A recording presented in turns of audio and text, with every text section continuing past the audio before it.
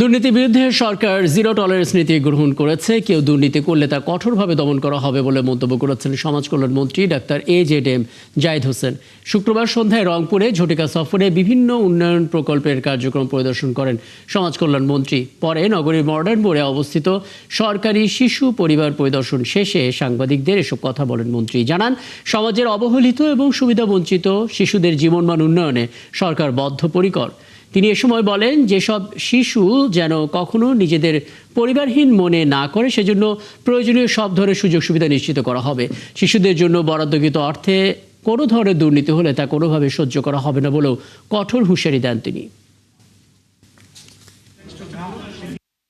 কোনো অবস্থাতেই কাউকে কোনো দুর্নীতির সাথে সম্পৃক্ত হতে দেওয়াও যাবে না, করার জন্য যদি কেউ করে তার জন্য আইনের আওতায় এনে তার জন্য যে পানিশমেন্ট আইন বলবে সেটা হবে। কাজে দুর্নীতির ব্যাপারে আমাদের কোনো ধরনের ছাড় নাই, সে যেই হোক।